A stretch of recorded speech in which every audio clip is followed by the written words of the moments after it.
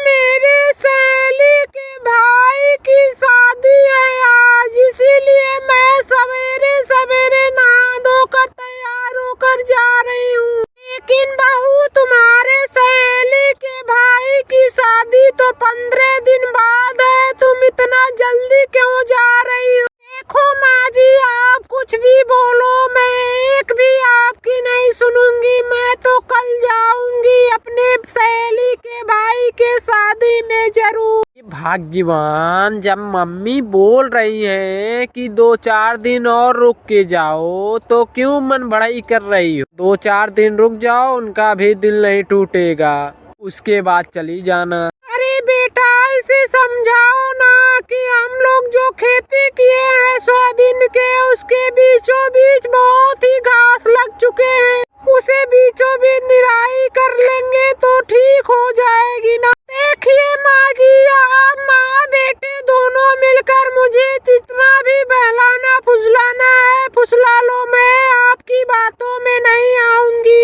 मैंने बोला ना सुबह में जाऊंगी तो जाऊंगी। देखो अंजलि, ज्यादा तुम जिद मत करो और हम सब मिल करके खेतों की काम करेंगे तो जल्दी से हो जाएगा। उसके बाद तुम चली जाना, तुम्हें कोई नहीं रोकने वाला है। उसके बाद माँ जी, आप लोगों को इतना ही खेतों की टेंशन है तो मजदूर लगा के क्यों नहीं करा लेती? मेरे पीछे हर वक्त क्यों पड़ी रहती हैं आप सब लोग? देखो बहू, मैं 2-3 दिन से मजदूर ढूंढ रहे हैं लेकिन नहीं मिल रही है, तो हमारे खेतों की निराई बुनाई कैसे होगी तुम ही बताओ। देखिए माँ जी, मेरे सामने कितनी भी चिकनी चुपड़ी बातें आप कर लीजिए, लेकिन मैं एक ही बात जानती हूँ कि मेरे सहेली के भाई लेने आ रहे हैं और मैं उनके साथ जा रही हूँ।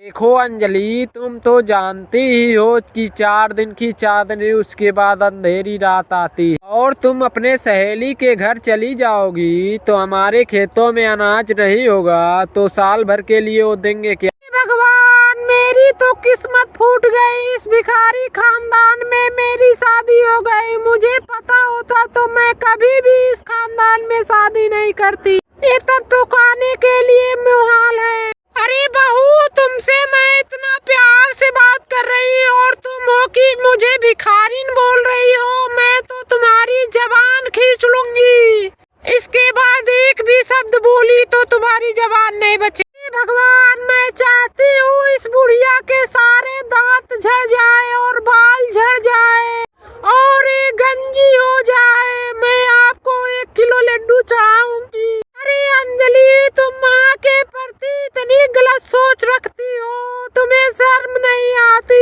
अब चुप भी हो जाओ, नहीं तो मार मार के तेरी सारी हड्डियाँ तोड़ दूंगी। क्यों जी, आप बहरे हो गए हो क्या कि मैं कभी से बोल रही हूँ जाने के लिए, तुम भी रोक रहे हो और तुम्हारी माँ भी? इसके लिए नहीं मुँह है तुम्हारे पास? देखो अंजलि, अब बहुत बुरा हो रहा है, तुम्हें हम दोनों लोग कभी से बोल रहे हैं, तुम अपने मन की कर रही हो।